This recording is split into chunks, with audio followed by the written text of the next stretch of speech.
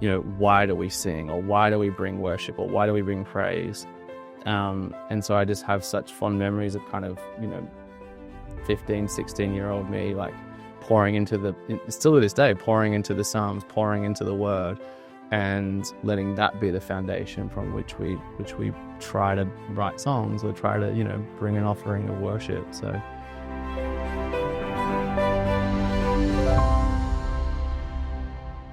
Welcome, Bible lovers, to another episode of Unscrolled, Museum of the Bible's podcast about and around the Bible. Today we have a special focus on worship and how it relates to Scripture, and we have a special guest here today, Dylan Thomas. Before I explain everything around how our collaboration, we're going to dig into this today and go a little bit deeper on the connection between worship and Scripture and this place, the museums. And so without further ado, welcome, Dylan. Thank you. We're in this beautiful space, Yeah. World Stage Theater. Yeah. I think that's one of the places where our collaboration happens. Yeah.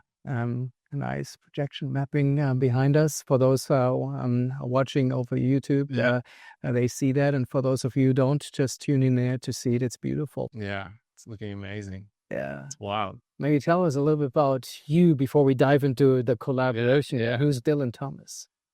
Well, I'm not the poet.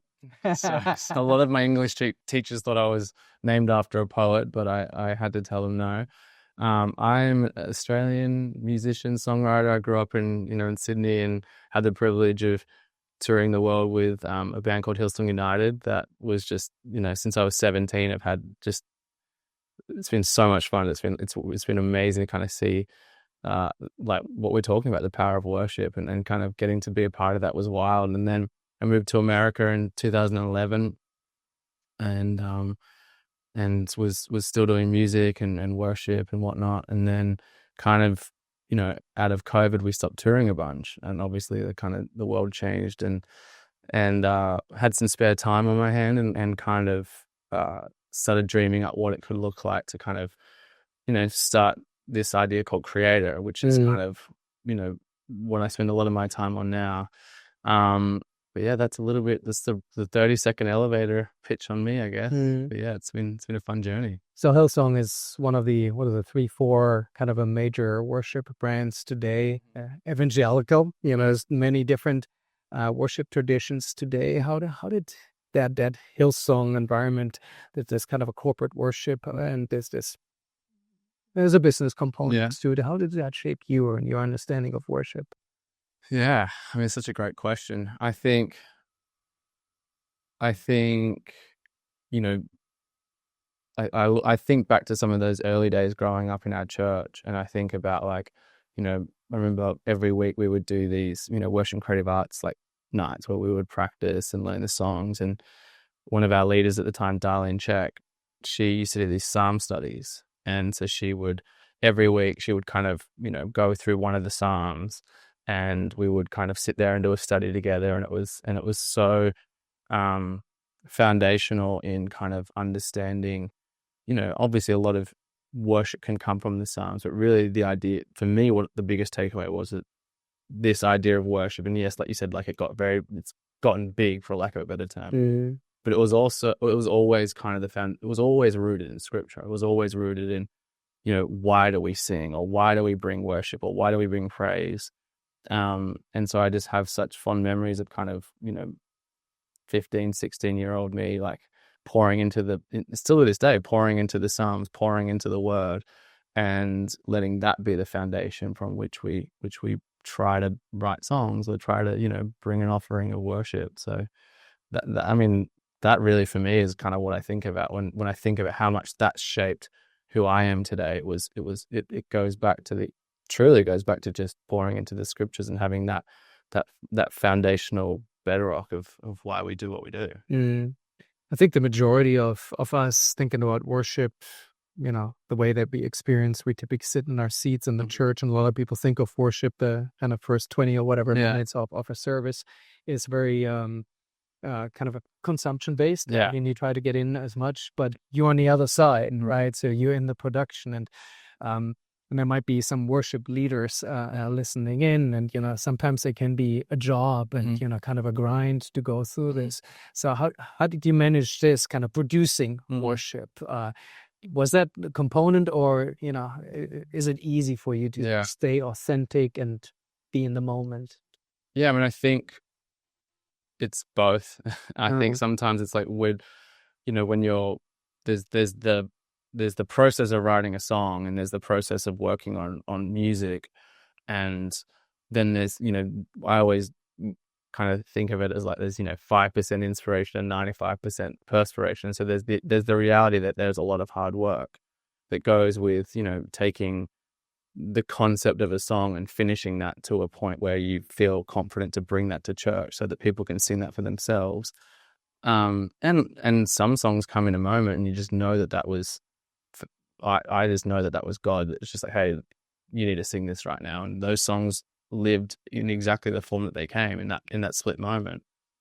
But then there's songs that I've been a part of that we took 5 years to write, and it's that what I think kind of keeps you going and keeps driving you is this idea that, and I always just have this image of just someone coming into a service or into an experience with worship, or driving in their car, and just life's rough. There's a lot of a lot of people are going through a lot of difficult times, and there might be one lyric that connects them maybe closer to the heart of God, and that was that lyric that we worked hard on, or there was that moment of music that broke down a wall for them, or made them feel more close to God or more connected to God. And so there's this balance of working hard and bringing our very best, and feeling like that was part of the sacrifice, was working hard and wanting to bring our very best as a gift, as an act of worship to God.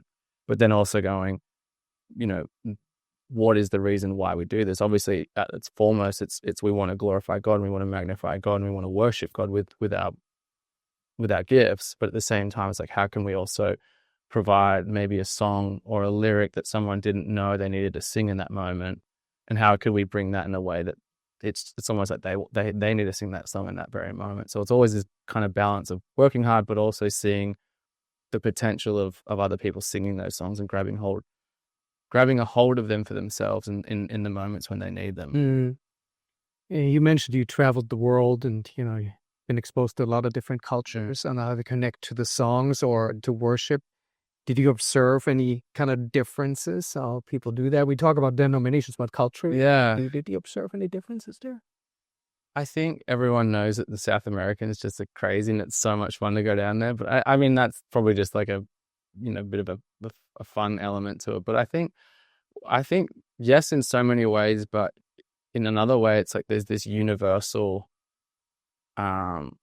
reality that people love singing songs to God, or they love singing, that like music unlocks something in people. It's the same reason you go to a Coldplay concert and everyone's lifting their hands, and like I just don't see that is a coincidence. I see that like there's this thing that happens in people, and I think music unlocks so much of our kind of, it just unlocks our mind sometimes, and it's too much thinking and whatnot. But yeah, I think there was just this overarching, people all around the world, it's the most simple lyrics and they just want to sing them, and it's there's no frills. It's not like, I don't know how to explain it. It's like, it's not really different everywhere you go. Like, yes, you go to Brazil and they might be louder, but they're still singing with the same passion as when you're in South Korea or somewhere like that. So yeah, it just feels like this universal reality that people love singing worship, and they love getting together and singing worship to God. I don't know how best to say. Yeah, that's good. So you mentioned the transition from Sydney to Nashville, and I think it was more than a geographical relocation. I think you kind of reoriented your career a little bit. And, you started an organization called Creatr. Tell us a little bit about the idea behind why you did this.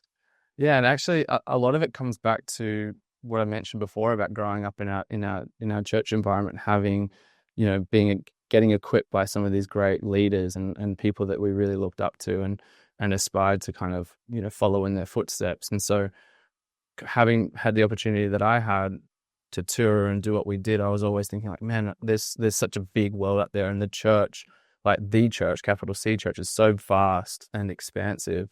And the reality is that so many churches don't have access. Like I had access when I was 14, 15, growing up in church. So, you know, I'd kind of watched this idea of masterclass, and I'm sure we all know what masterclass is on, you know, and I was like, man, I wonder if there's a way we could do something similar, but for the church, you know, for the musicians, for the worship leaders, for the songwriters, for the creatives, where we take, you know, what we call the perspectives, practices, and processes of some of these, you know, I guess, leading worship artists or worship, you know, leaders and creative thought leaders, and put it into like teaching masterclass format content that can find, you know, get into the hands of 14-year-old me, you know, that's maybe doesn't have the access that I was privileged to have.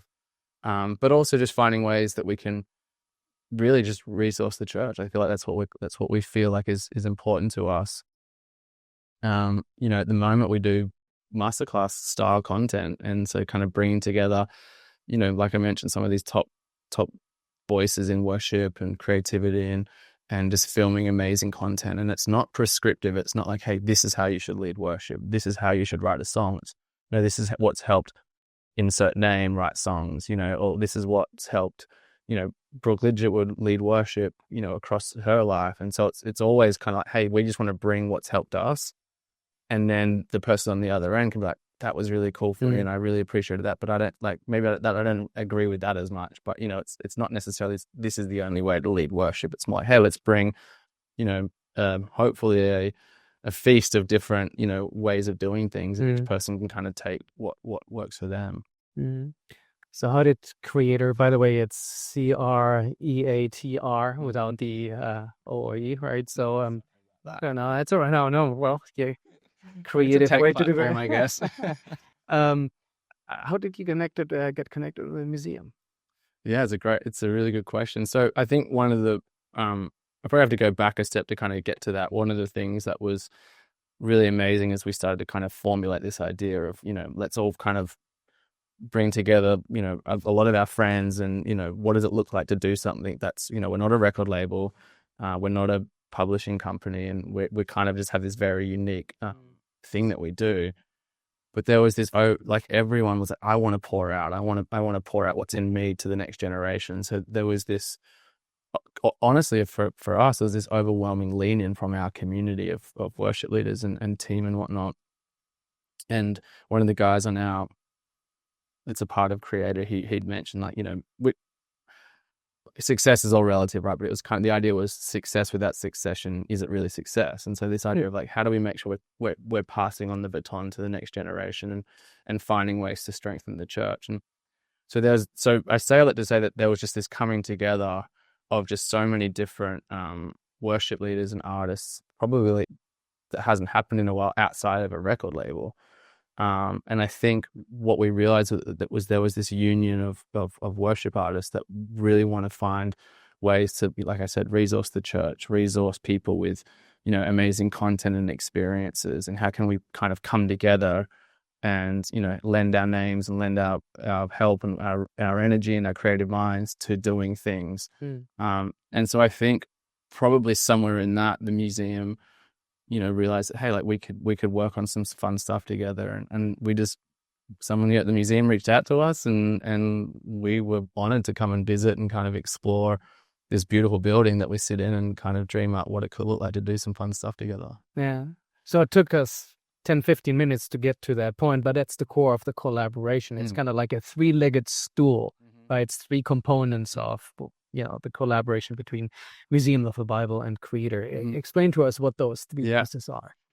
Yeah. So when we came and visited the museum, you know, we were kind of asked, like, what would it look like to bring worship to the museum in different formats? And so sitting in this room obviously was the most natural thing for us to do, because we're all worship artists and worship leaders, and this is what we do, is we go and we write songs, and for some reason other people sing them and they enjoy singing them. So it's kind of this crazy concept, like, well, what if we found a way to do, you know, some worship nights here in this beautiful building, but in this specific theater, but what if we could find some ways to make it, unique to this place. I think there's, so we kind of came up with this idea of worship in the heart, and that's meant to have a meaning behind it. And the idea is that this is, Washington DC is the capital of America, and it's the heart of this nation. And I think the heart, like, for lack of a better term, the heart behind that idea was like, let's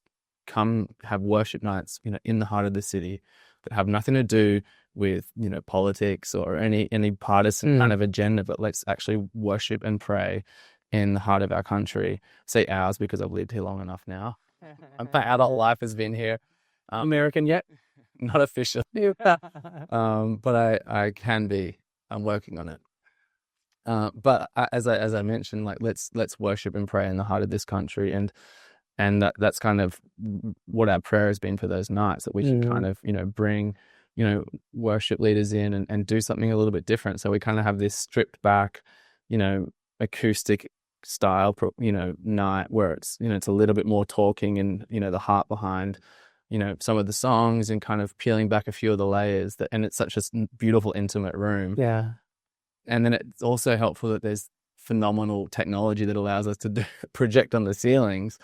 And it was also like, well, what would that look like to kind of incorporate that? So these nights are really designed to kind of go on a journey with each of the worship leaders, but also incorporate technology that is fun. It's not about the technology. It's not about the flashing lights in the show, but it's fun to use those things and find creative ways to, creative expressions and creative ways that we can, I guess, keep worshiping. Yeah, it is very intimate. And, I've been at Brooks' concert, and it was a special event, right? As, we're going to talk about that a little bit more later. Worship is obviously more than atmosphere, but, there's something there. It's a spiritual experience. Yeah. And that certainly was the case, and things come together. And another attribute that comes to mind is immersive. It's a concept that's immersive, which is a good transition to the second leg of three-legged stool, All Creation Sings. Yes. What is that about? All Creation Sings. Yeah. So similarly, one of the ideas behind that was like, can we find a way to bring worship to the museum? That maybe, obviously, we can't have a worship night here every single night or 365 days a year, but we can create, this experience, that's here in the museum, that's open every single day, that's running all day long. So it's a 25-minute-ish film that is in this big immersive wrap around 360-degree room. Kind of panoramic experience. Yeah, so it's projection on all four walls, and then we have this reflective floor that kind of makes the floor and the wall feel like infinite. And we had, we got to use some really fun technology with immersive sound and kind of moving sounds around the room and whatnot. But that was, the heart behind that was to, find a way that we can bring an expression of worship, or maybe even pose some questions about what is worship, to the museum that's here all day long. And yeah, so that 20-ish minute film that's our kind of hope and prayer for that people can kind of walk into that, have their eyes opened a little bit to, okay, maybe worship is more than, like you mentioned earlier, the songs that I listen to on, on my drive to work, or the praise and worship band on a Sunday morning, or the choir, if you have a choir, maybe it's more than that. And, so that was really fun to kind of see that come to life, and now to see people sitting in that today. And even I was just down there again before, and watching people, having their own experience, and it's different for every single person. Yeah, I've seen it probably 24 times, and it takes something different away every time I see it. So there you are, coming from, Hillsong, one of the biggest, evangelical kind of a brands of worship, and a specific understanding of what worship is, very music focused. And you posed the question at the beginning of All Creation Sings, what is worship? Yeah. So how do you relate this to such a diverse group of people coming here? Anything from an agnostic to a Catholic, to a Jew, to a Pentecostal, whatever. They all have different perspectives, and oftentimes they think it's music. But I think your answer to the question, what is worship, is much more diverse, or much more kind of complex. Yeah. Yeah, and I think just posing the question, really we did want to kind of poke the bear a bit about the idea of, worship is far more than just music. It's far more than just, a 3.5 minute to 6 minute song. Mhm. It's part of our life. Our life is an act of worship, and so much more than just, creating music. Like, art is worship. Paintings can be worship. Um, you know, being a good husband is an act of worship, And so I think there's this idea that, a lot of so much more of our life is really truly worship to God, and living a life, in worship to God. I think is really what we're trying to answer that. And I think that can mean anything for anyone. So you can go in there and you can go, okay, like, I was inspired by the reality that, like, watching the kids, the little, the montage of watching a kid grow up, and watching the idea that the scriptures have kind of helping kind of be the foundation for our lives. And, my life is an act of worship. Or you could be an artist and go, oh yeah, like, painting is an act of worship. Like, Michelangelo painting the Sistine Chapel was, to me, I look at that as an act of worship. And so it's really trying to really pose the question, but allow someone to take what they want to take away from it, in the idea of, like, actually, for me, worship is this, or for me, worship is, like I said, being a good dad, or being a good mom, or raising my kids right, or, and it is also singing praise and worship to our God. So it's not just that, it's that plus so much more. So I think for us, that was kind of our prayer, that people can, maybe have their eyes open to worship being more than just music. Yeah, what strikes me a lot in it is, we're such a egocentric uh, society. We're the center of our own universes, and it's all about how I feel, how I perceive. And we say it's the millennial question, but I think it's a cross-generation question. What's in it for me? Mm-hmm. And what the experience does, it takes the focus away from me, from us, to who we're here for. I think the experience suggests that the purpose of our existence actually is worship. Mm-hmm. We're not created for ourselves, but for God. Is that right? Yeah, absolutely. Yeah, and I think, going back to what I was saying before, everything is through that lens of an act of worship to God. It really is. It is that idea. It even goes back to, it's one thing to, stand on stage and play worship songs, but also writing worship songs. Like, that is the act of that process for me is worship. It's not just the finished product. Does that make sense? It's not just the song. It's the process that for me is in my bedroom writing a song. Like, that's still worship. So yeah, you're exactly right. Yeah.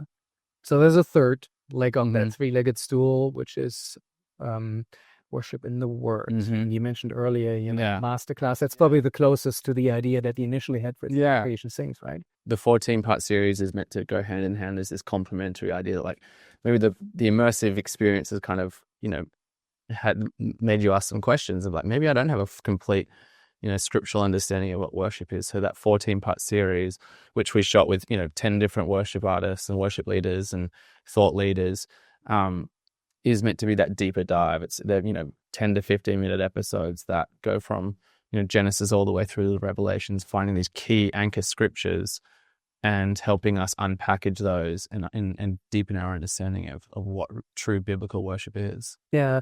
So you're very generic with you saying who is part of it, because they're all friends. But for those who don't know, maybe you just want to go through some of those folks and the unique perspectives that they bring in. Yeah. I mean, I think so. We had, I say honor and privilege because they are my good friends as well, but it's amazing they were so excited to be a part of this. But we've got Chris Tomlin, Brooke Lidgetwood, Brandon Lake, Kerry Jobe, Cody Carnes, Jackie Hill Perry, Sadie Robertson Huff, Pat Barrett, Martin Smith, and I'm missing one, and KB. Mm-hmm. And I think what's so special about bringing, that the guys together is they all have their own expressions of worship. And I look at Jackie Hill Perry, who's an author and a poet and a speaker, and she's living a life of worship, but it's not music. And you look at Sadie, who's an amazing communicator and living a life of worship, but it's not music, so it was kind of done on purpose like that. But then you've got Chris Tomlin, who's been doing, what he's been doing for a long time. I want to be as polite as possible.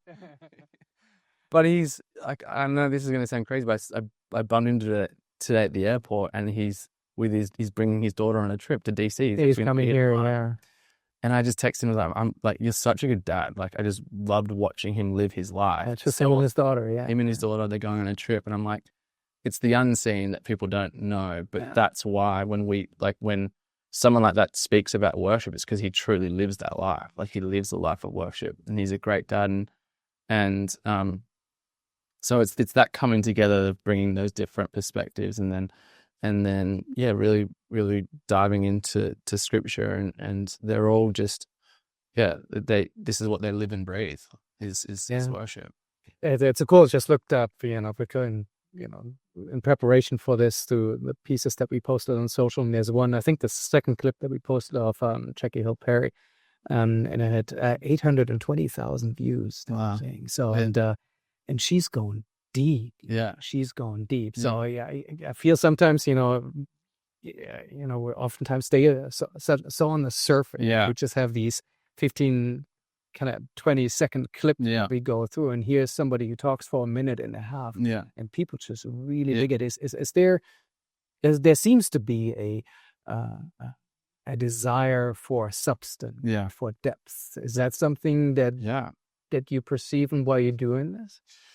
Yeah, I mean, I think for us, well, firstly, yes, I think there is definitely just society is like, if you think about the way even the algorithms are designed, like, it's crazy how for lack of a better term, fast food content it is. It's just like consume. And authenticity is the thing that just definitely feels like, I don't say it's completely missing, but it's one of the things that people, we don't often see. So authenticity, I think, is a big element to it. That's probably why people connect. But truly, what we always, I guess everything that we try and be a part of from a creative standpoint is always this idea that it has some form of personal impartation, that it's not just that surface level, content. It's got that deeper, hopefully something that's going to open their eyes. But it's always easy to do that when it's Scripture, and that's what's amazing. It's like we have the best job of finding ways to unpackage Scripture in ways that can be helpful to people today, that can also, guide their lives and whatnot. And I think that combination of hopefully the authenticity and knowing that Jackie is who she says she is, and she lives a life that is beautiful, and she's an amazing, wife and mom and whatnot. And yet she hopefully is bringing a level of personal impartation to people. And I think, I wouldn't say it feels countercultural, but it's just, there's obviously a reason that it's resounding with people, and it's not like we're trying to jig the algorithm. It's just, no, this is just the content, and let people kind of receive that how they want. Yeah, and it's a little bit something countercultural about it, right? And you could argue that the Bible is, a message specific that Jesus had was countercultural, right? And still is.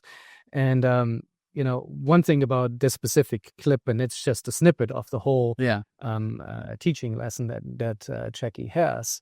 You just watch it for a minute and a half, and halfway through, I caught myself saying, I need to watch this again. So I listened to it again. So I played it again. And after that, I just couldn't flick to the next one. I just had to lay the phone down. It's just so counter to what you typically do, right? So I think that's a dimension of that type of content that's so different than the immersive experience and the concert. So it just plays really well together. One thing that I want to come back to at the end of the conversation, I think you touched it throughout a little bit, kind of the different perspectives of worship, how people perceive it. And are you kind of planning to expand? Do you talk to people how they receive it? Specifically, like I said, we have a lot of Jewish folks coming to the museum, Catholics coming to the museum, and traditional evangelical people who are more skeptics. We have different faith groups come to here. Is that something kind of informing kind of next steps of what you do? What do you hear from people that kind of take Creatr to the next level? Yeah, I mean, I think first and foremost, even All Creation Sings, what's beautiful about that project is that it's not like making an album and you're shipping it. We have this ability to it's like a film that we can keep editing. Actually, I was chatting to a friend of mine the other day, and he had this great analogy. It's kind of almost like a theater production, because it is. We get to change it. We could change it every single day if we wanted to. So I think like everything we do, we always want to make sure that we don't, design things or build things in an echo chamber. So we are getting people's feedback. We want to know what people think about this thing and find ways, like I said, the most important thing for us is that people can take something away from this. So if that means that we're, fine tuning it and updating it, so that we can try and bring the least distorted perspective, of what worship can be to people. I think that's the most important thing. We always talk about, from a creative standpoint, like we just want to be, for lack of a better term, like the butlers that just white glove service, and we just want to bring an undistorted message and present it in the best possible way. But we didn't make the meal. Like the scripture is what the scripture is, and we just get to present that. And so I think as long as we can, consistently stay true to that and, get people's perspectives, like we want to hear what everyone has to say about it and find ways to make it as best as we possibly can. And then similarly with the worship nights, it's not we've got Matt Maher coming in, at the start of next year, and that's a very different, perspective. Catholic. Yeah. And I think that's, going back to what I was talking about, the church, that's what we feel called to serve. And that looks like so many different, like you said, denominations or perspectives, and we're all about it because, I think, like as it says, like Jesus is coming back for, his bride, his church. And I think that's what's important. And, and I understand that that's a New Testament framework. And I would say that we are believers in that sense. But, there's so much in the Jewish culture that, is so intrinsically important to, to the whole, majority of the New Testament. So I think that there's this, hey, how can we present something that, especially in All Creation Sings, that is, reflective of what's important to them. And that's using words, like, ancient Hebrew words in our experience that, underscore so much of that experience as well. And not as like a tip of the hat, but like, hey, like this is as much a part of what we're trying to tell, as evangelical, faith or Catholic faith, Yeah. There's obviously with our faith and the relationship with the Bible, there's a communal and there's a personal dimension to it. And I think, I'm an evangelical obviously too, so I think that's something that resonates with me, or that I grew up with more, is kind of this personal relationship to God, and personal relationship to the Bible, and just to perceive this, or to relate to the Bible as a community of believers. I think that's something that we can learn. So all these different perspectives on the Bible and on the relationship to worship, I think the three facets, that's my observation. There's so much in it for wherever you come from. So thank you for all your creativity and the creativity of your team that poured into this, and help what's next, what's happening here. Are we evolving All Creation Sings? What's coming in this partnership? Yeah, well, the obviously the worship nights, we continue to kind of work on those, and we've got a bunch of those slated for the end of this year, and then next year as well. The 14-part series is almost completely out, so that people can watch that, as every episode's out at this point. And then All Creation Sings, we are looking to evolve it a little bit and try and find ways to make it as best of an experience for people as possible.